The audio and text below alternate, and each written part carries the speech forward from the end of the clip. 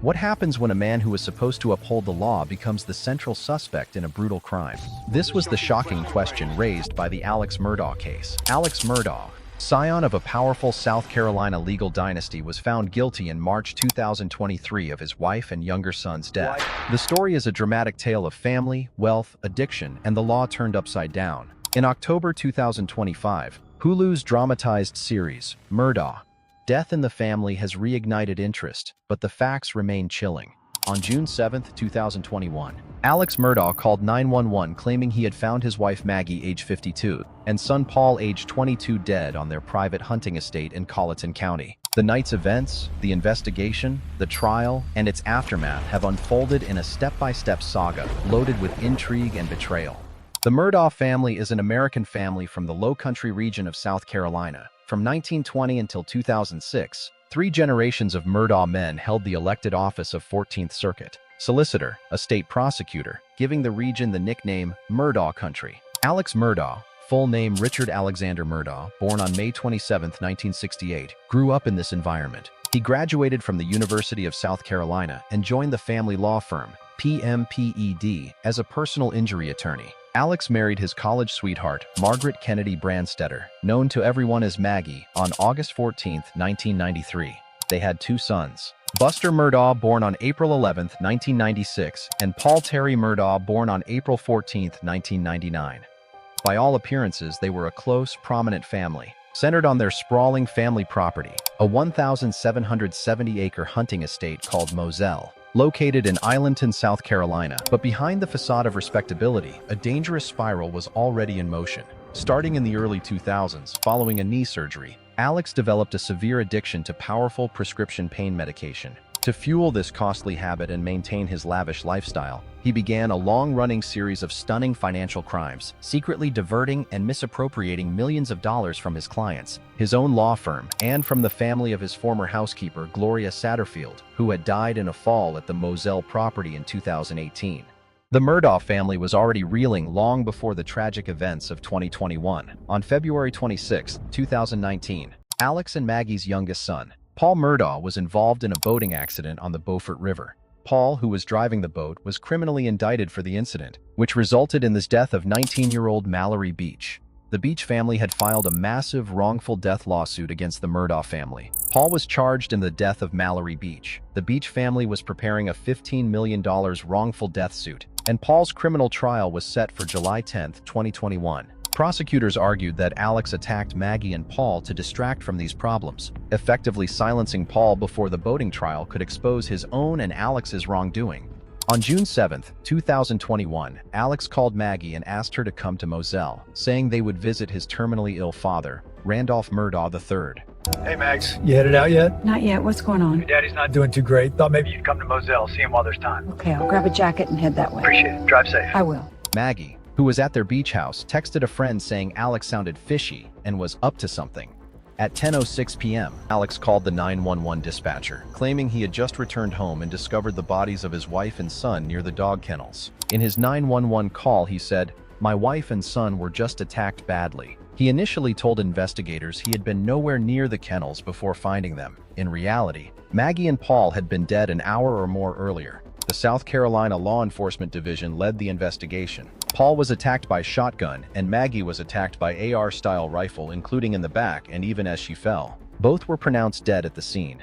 In an astonishing twist, after few days of death, Alex had also orchestrated an attempt on his own life, arranging for a former client, Curtis Eddie Smith, to attack him so that his surviving son Buster could collect on a $10 million life insurance policy. The attempt failed, resulting only in an injury to Alex. On September 16, 2021, Alex arrested for conspiracy in the staged attack scheme. He later admits it was a staged attempt as insurance fraud. Soon investigators noticed inconsistencies in Alex's story. The narrative began to shift as SLED agents and prosecutors, led by lead prosecutor Creighton Waters, meticulously pieced together the fragments of the night. The victim's phones and Alex's own phone, combined with GPS data from his vehicle, told a different story than his spoken account. Data showed Alex's truck leaving Moselle after the deaths and returning just before the 911 call. After the deaths, Alex had even tried to bolster his alibi. Investigators showed he called Maggie's phone and sent a text after she was dead to fake evidence that she was alive. He then claimed he left Moselle at approximately 9 p.m. to visit his ailing mother in Varnville, about a 15 to 20-minute drive away. Police found video in Paul's phone. Prosecutors showed video placing Alex at the dog kennels just minutes before their deaths at 8:44 p.m. The existence of the kennel video, placing his voice clearly at the death scene minutes before the event, became the smoking gun. Alex was forced to admit he had lied about his whereabouts to law enforcement, friends, and family. He claimed his fueled paranoia at the time was the reason he lied, emphatically stating on the witness stand, "I could never intentionally do anything to hurt either one of them, not ever." He denied attacking Maggie and Paul. Ultimately, the digital trail unraveled Alex's account of that night. Detectives and prosecutors soon connected the murders to a web of scandal. On the morning of June 7, 2021, the firm's chief financial officer had confronted Alex about missing millions of dollars, a confrontation that prosecutors later placed in the timeline just hours before the murders. In sum, the prosecutor's motive theory was that Alex was desperate. A day or two later, the Beach civil trial and possibly criminal indictment of Paul could unravel everything, and he saw death as a last resort. Buster Murdaugh, the only surviving son, also testified, saying he knew about his father's medicine use and that Alex had been heartbroken by Maggie's and Paul's deaths. The trial of Alex Murdaugh began on January 23, 2023 at the Colleton County Courthouse in Walterboro, South Carolina. The trial was presided over by the respected Judge Clifton Newman. Alex's defense team included prominent lawyers Dick Harpootlian and Jim Griffin. The prosecution team was led by Chief Criminal Prosecutor Creighton Waters. Both sides presented a mountain of evidence over 6 weeks. Cell phone timelines, eyewitness testimony, ballistic experts, and crucially the video from Paul's phone placing Alex at the kennels at 8:44 p.m. Prosecutors also introduced evidence of Alex's financial crimes to establish motive. The judge ruled that jurors could hear about the fraud as relevant to motive. On February 23, 2023, in a dramatic turn, Alex took the stand in his own defense, professing his innocence but admitting to the financial crimes and the years of lies. He denied attacking his family, wept on the stand, and pleaded insanity due to addiction. But he also acknowledged lying to police about where he was and admitted to the jury that he had stolen money in the past. In closing arguments, the state presented the overall picture: a life insurance scam, a coming court date, missing millions from clients, and a staged insurance attempt all painted a story of guilt. After many days of testimony, the jury deliberated for less than 3 hours on March 2, 2023. They delivered a verdict of guilty on all counts for the deaths of Maggie and Paul. On March 3, 2023, Judge Newman formally sentenced Alex Murdaugh to 2 consecutive life sentences in prison without the possibility of parole. In his own words, he ordered the rest of your natural life behind bars for each death. For the rest of your natural life, those sentences will run consecutive. This means 1 life term for the death of Maggie and another for the death of Paul, to be served back to back. In handing down the sentence, Judge Newman commented on the devastating nature of the crime, the betrayal of trust, and the unique nature of a father and husband committing such acts against his own family. On sentencing day, the courtroom was packed and tense. Alex made a short statement maintaining his innocence. "I respect this court, but I'm innocent. I would never under any circumstances hurt my wife Maggie, and I would never hurt my son." Judge Newman, however, scolded him. "Maybe it's the monster you become when you take 30, 40, 50 pills. Maybe you become another person," he replied, referring to Alex's bad addiction. The sole surviving son, Buster Murdaugh, stood by his father during the trial. Buster had testified that his father was heartbroken and had confided some of his struggles to him. After the verdict, Buster told People magazine he still believes his father is innocent in an incident of my mother and brother, and reiterated, "That's been my stance." Following sentencing, Alex Murdaugh was taken into custody to begin serving his terms. Reports say he was sent to the Kirkland Correctional Institution near Columbia, South Carolina, for evaluation immediately after the hearing. He will spend the rest of his life in prison. In the wake of the verdict, Mallory Beach's mother, whose daughter's case loomed large in the narrative, expressed relief that justice was served. She had long called for accountability in the boating crash and now saw it in Alex's downfall. The broader public was stunned that a Murdaugh, once a pillar of the community, could be a criminal. Beyond the deaths, Alex Murdaugh's criminal saga continued. Within months, he pleaded guilty to a host of financial crimes. In April 2023, he was sentenced to 40 years in federal prison for 22 counts of fraud, tax evasion, and money laundering totaling $8.5 million.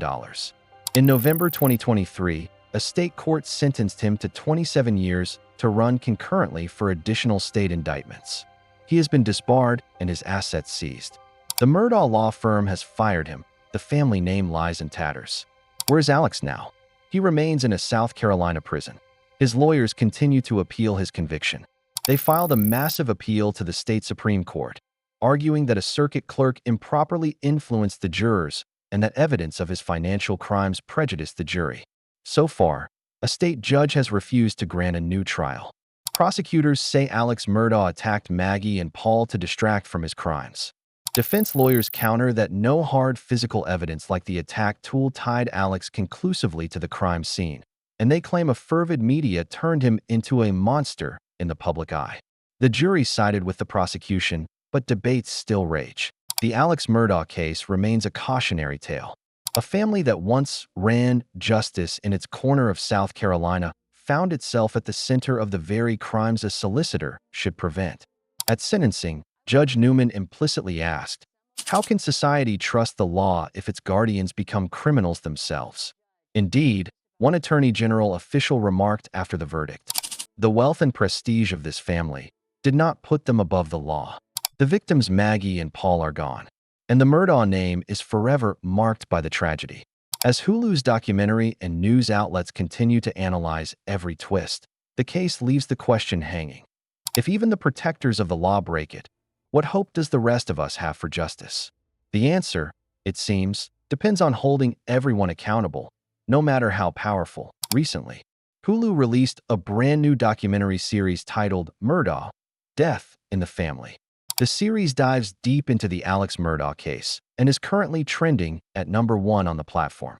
Viewers are watching it with great curiosity and fascination as it uncovers new layers of this high-profile mystery.